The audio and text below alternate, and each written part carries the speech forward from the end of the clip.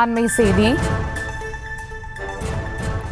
தூத்துக்குடியை சேர்ந்த பிரபல ரவுடி செல்வம் மீது நாகர்கோவிலில் துப்பாக்கி சூடானது நடைபெற்றிருக்கிறது. இது குறித்த கூடுதல் விவரங்களோடு இணைகிறார் செய்தியாளர் சுதர்ஷன். வணக்கம் சுதர்ஷன், விவரங்கள். தூத்துக்குடியை சேர்ந்த பிரபல ரவுடி செல்வம் மீது போலீசார் துப்பாக்கி சூடு நடத்தியிருக்கிறார்கள். தெற்கு மண்டல அதாவது சவுத் ஜோன் ஐஜியாக இருக்கக்கூடிய பிரேமானந்த் சிங்கா அவருடைய உத்தரவின் பேர்ல அவருடைய அதாவது சவுத் ஜோன்ல இருக்கக்கூடிய எஸ்பிக்கள் அங்க இருக்கக்கூடிய காவல் கண்காணிப்பாளர்கள் அனைவருக்குமே ஒரு உத்தரவானது பிறப்பிக்கப்பட்டிருக்கிறது. அதாவது ரவுடிகள் யாராவது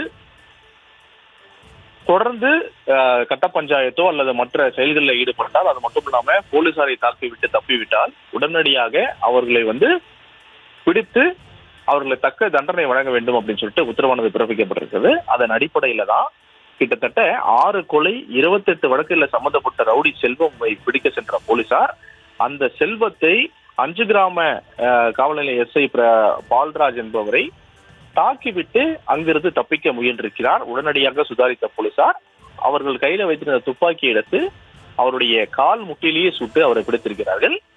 இந்த செல்வம் என்பவர் பல கொலை வழக்குகளில் சம்பந்தப்பட்டவர், முக்கியமான கொலை வழக்குகளெல்லாம் சம்பந்தப்பட்டவர். இவர் 5 கிராமம் காவல் நிலையத்துடைய உதவி ஆய்வாளர் இந்த தற்போது பணியாற்றக்கூடிய பால்ராஜை தள்ளிவிட்டு ஓடும்போது தான் இந்த சம்பவமானது நடைபெற்றிருக்கிறது. இவரை சுட்டுப்பிடித்து தற்போது அவருக்கு அதாவது செல்வத்துக்கு சிகிச்சையானது அளிக்கப்பட்டு வருகிறது. அதை இதே போலதான் சனிக்கிழமை அன்று சிவகங்கை அருகே ரவுடி சுல்லான் அப்படின்றவரை காவல்துறை சுட்டுப்பிடித்திருக்கிறார்கள். இவரும் போலீசாரை தாக்கிவிட்டு தான் தப்பித்திருக்கிறார். இவரையுமே போலீசார் துரத்தி சென்று அவரை சுட்டுப்பிடித்திருக்கிறார்கள். இதே போலதான் வெள்ளிக்கிழமை அன்று திருவாரூர் பகுதியை சேர்ந்த, அதாவது திருவாரூர் மாவட்டத்தை சேர்ந்த ஒரு ரவுடி, இவரும் ஒரு பிரபல ரவுடியாக வலம் வந்தவர். இவரையுமே துப்பாக்கியால் சுட்டுதான் பிடிச்சிருக்கிறார், காவல்துறையினர் பிடித்திருக்கிறார்கள். இது போல கிட்டத்தட்ட ஒரே வாரத்துல 3 பேரை துப்பாக்கியை வைத்துதான் பிடித்திருக்கிறார்கள். துப்பாக்கி சூடை நடத்தி தான் பிடித்திருக்கிறார்கள்.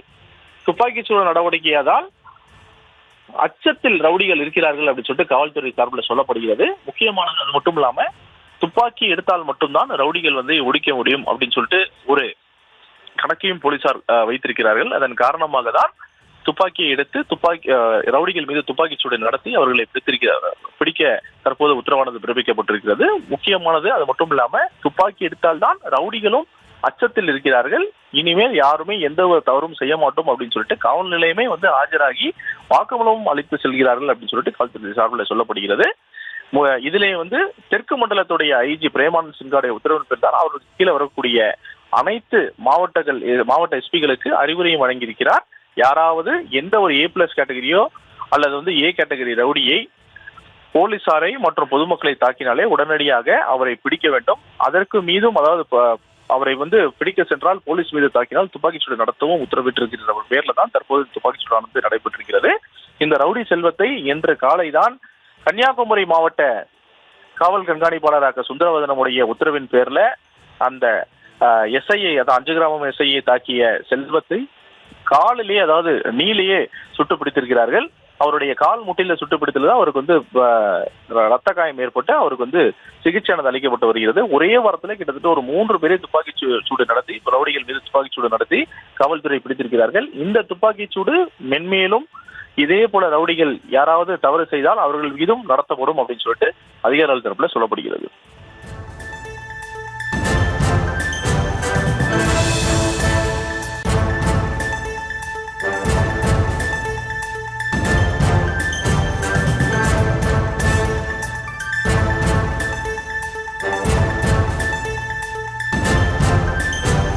விவரங்களுக்கு நன்றி சுதர்ஷன்.